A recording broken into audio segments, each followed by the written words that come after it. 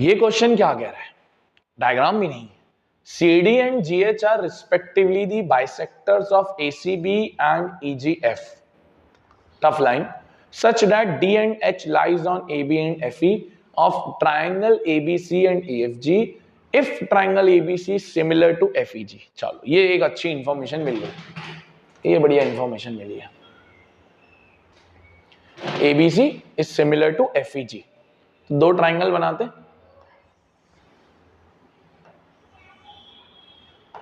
A B C. Sir हमको कैसे letter पता चलेंगे, यहां लिखा है FEG, तो उसी A के करस्पॉन्डिंग में F, B के करस्पॉन्डिंग में E, इसके करस्पॉन्डिंग में G. अभी मैं फर्दर डायग्राम पे बनाने से पहले ही एक चीज गिवन लिख दूं भाई, काम आएगी ना, कि ट्राइंगल ABC सिमिलर है FEG के, एक गिवन है.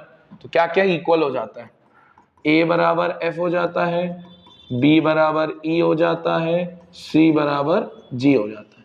क्या पहले ही लिख दो, देख लेंगे कहीं ना कहीं तो काम आ ही जाएगा, पहले ही लिख दो. अब वापस रिपीट क्वेश्चन पढ़ना पड़ेगा क्योंकि डायग्राम अधूरा है. CD तो C से कोई लाइन जा रही होगी, ऐसे ही जा रही होगी, ये D यहां ले लेता हूं, और यहां लिखा भी तो था D लाइज ऑन AB, तो D लाइज ऑन AB. और GH तो GH मतलब यहां से,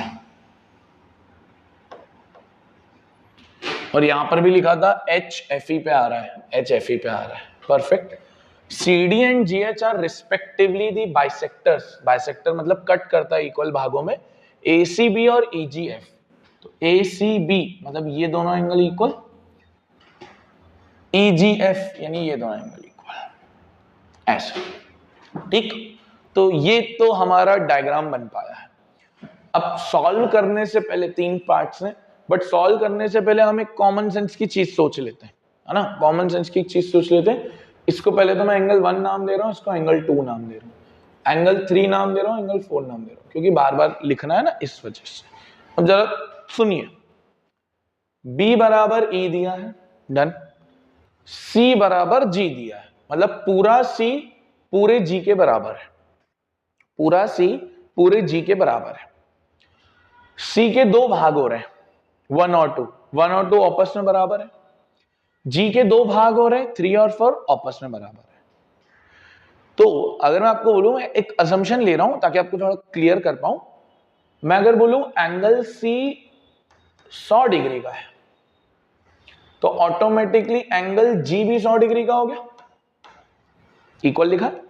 अब एंगल C के दो भाग हो रहे हैं, 1 और 2, दोनों इक्वल हैं, तो 50-50 हो गए. सेम एंगल G के भी दो भाग हो रहे हैं, 3 और 4, तो वो भी कितने कितने हो गए, 50 और 50. एग्री करते हो इस बात पे? Yes sir. तो क्या मैं ये बोल सकता हूं कि एंगल 1 एंगल 3 के बराबर होगा, एंगल 2 एंगल 4 के बराबर होगा, हाँ या ना? Yes sir. एंगल 1 एंगल 3 के बराबर होगा, एंगल 2 एंगल 4 के बराबर होगा. बस इतना लॉजिक आपको क्लियर होना चाहिए, क्योंकि बाइसेक्ट्स किए हैं, समझ गए? बस यही सेम चीज अब मैं क्वेश्चन में अप्लाई करूंगा, यही सेम चीज मैं अब क्वेश्चन में अप्लाई करूंगा. देखिए देखिए, पहला क्वेश्चन है CD upon GH equals to AC upon FG. दिख रहा है भाई, ये सिमिलैरिटी से आने वाला है. पर तो पहले सेकंड और थर्ड कर ले, ताकि वो वाला तो बाद में भी हो जाएगा, वो क्या पता थर्ड और सेकंड में से कोई पार्ट निकल जाए, ताकि सिमिलैरिटी निकल जाए. तो पहले सेकंड कर लेते हैं. ट्राइंगल DCB को सिमिलर करना है HGE के. अगर वो लॉजिक समझ में आ गया ना, एंगल 1 और वो वाला, तो अब क्वेश्चन आसान है. DCB ये सी था ना, हाँ, DCB HGE सिंपल है. ये दोनों छोटे छोटे एंगल, तो क्या क्या इक्वल, एक तो B बराबर E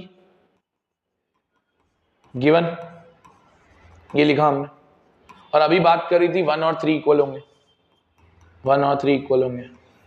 क्यों इक्वल होंगे, क्यों इक्वल होंगे? इसलिए इक्वल होंगे क्योंकि C बराबर G है, C बराबर G है, तो half angle C would also be equals to half angle G, क्योंकि बाइसेक्टर्स, सिंपल. तो बाय ए सिमिलैरिटी हो गया सेकंड पार्ट। थर्ड पार्ट इधर लिख रहा हूं यार, जगह नहीं। थर्ड पार्ट,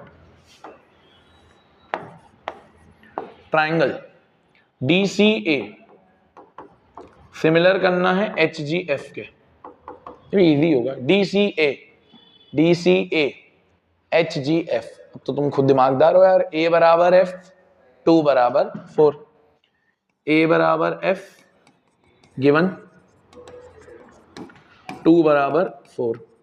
वही लॉजिक लिखना ये वाला कि एंगल C एंगल G के बराबर है, half angle C half angle G के बराबर होगा। बाय किससे प्रूफ हो गया? A similarity.